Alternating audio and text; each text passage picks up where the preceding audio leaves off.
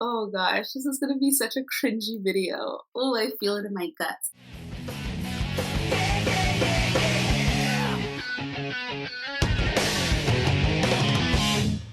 Hello everyone, it's me again, Chocolate Geisha, back for another video, so thank you for tuning in. And today I am joined by my 3 baby daddies. What?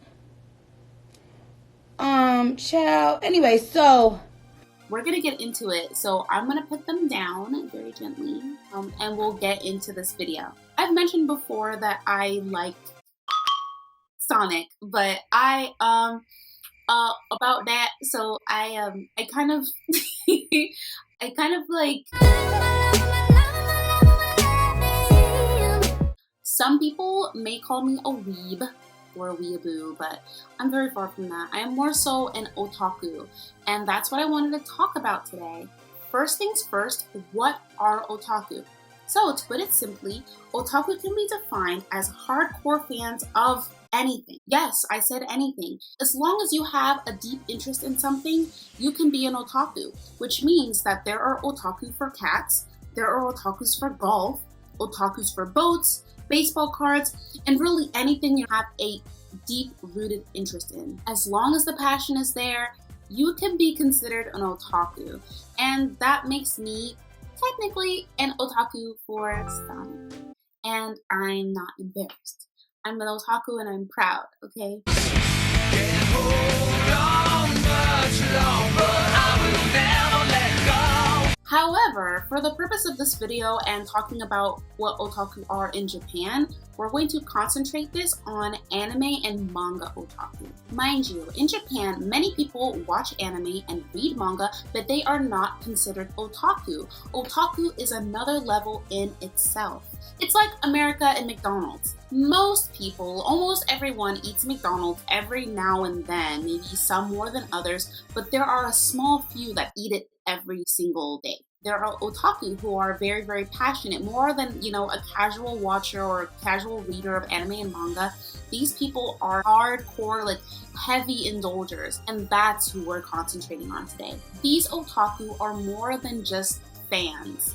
They are kind of geeks or nerds. They're just like really hardcore enthusiasts about anime and manga. Let's go into the background.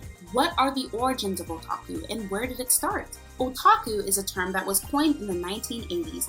When the production of TVs and VCRs increased, the animation industry grew exponentially, and as a result, there was a huge influx of fans of the culture.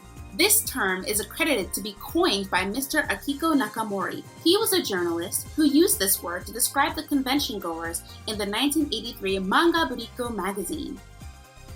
From that point on, the term became kind of synonymous with lovers of anime and manga. Next, let's go to appearance. Let me start by saying that anime lovers come in all shapes and sizes and backgrounds. You can't pinpoint one specific look. However, there is a stereotype. Otaku are said to be stereotypically plain looking, very, very average or below average in some cases. They're said to have glasses, own a lot of anime merch, and decorate their rooms with their favorite characters or idols.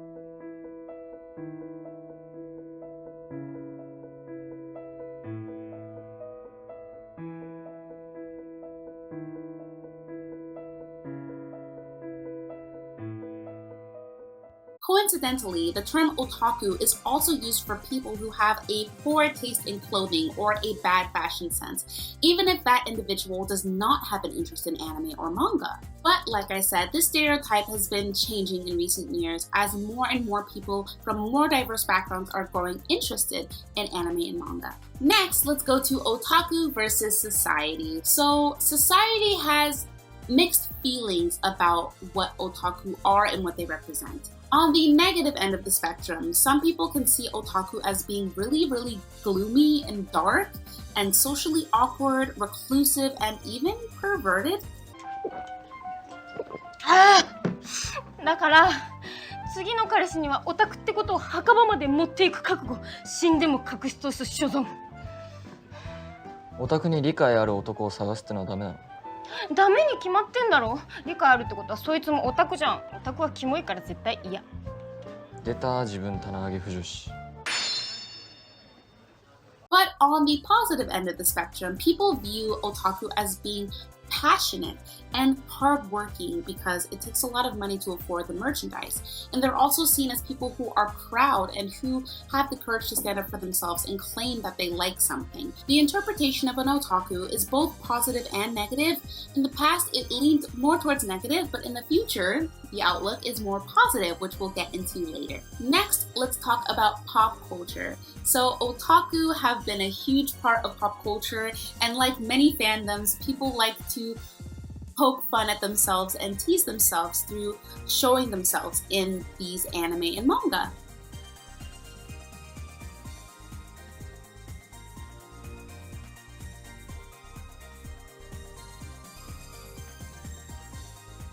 And in my own personal life, I actually just watched a Japanese drama called Wotakoi.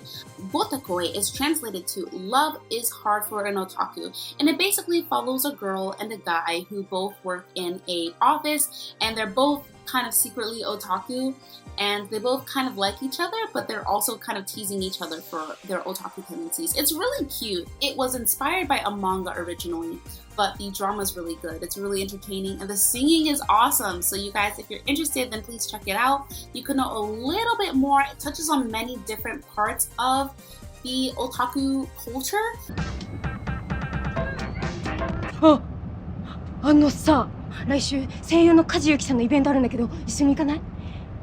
知らないその人。マジでか？マジでか？進撃の巨人のエレンとか、僕のヒーローアカデミアの轟翔太の声とかやってる神だよ、神。知らない？知らない。俺アニメはジャンル外だし。まあそっか、ゲオタだもんな。声優までは把握してないか。So if you want to know more about it, then that is a great drama or manga to watch/read if you've got the time. But there are many different kinds of interpretations of what otaku are in pop culture, and I advise you to keep your eyes peeled if you yourself are a fan of anime and manga. There are countless appearances of, hardcore otaku in those forms of media. Next, let's go on to the future of otaku, because I will tell you right now, the future is bright. And a lot of that has to do with the globalization of anime. So the image for otaku is growing more and more positive as Japan is getting big business from foreign countries, especially the USA. And when we rock anime and manga, we do it flamboyantly. In America, we've made a different kind of interpretation of being weeaboos and weebs, and in some cases, liking anime and manga in different parts of Japanese animation can be seen as cool as opposed to weird and dorky. And nowadays, even celebrities declare their interest for anime, and that helps it also become more acceptable in the public eye.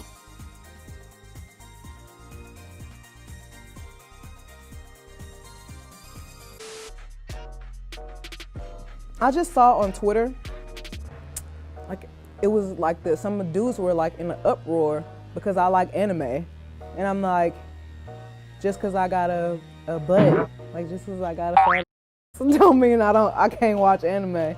So I thought that was pretty f***ed up. Like, damn. So yeah, just y'all need to stop thinking like that. Like bad can like anime too. And Japan is watching, so they do adapt to how we respond to things. All in all, otaku are becoming more and more normalized, and it's not stopping anytime soon. Thank you guys so much for tuning in.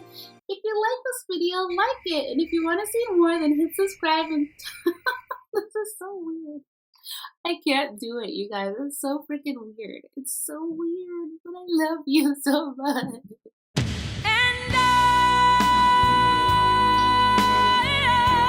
Anyway, so thank you guys so much for tuning in. If you like this video, then like it. And if you want to see more, then hit subscribe and become part of the YouTube fam.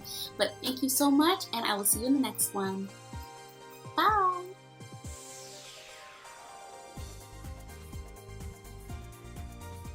I went through a phase where I was really into it.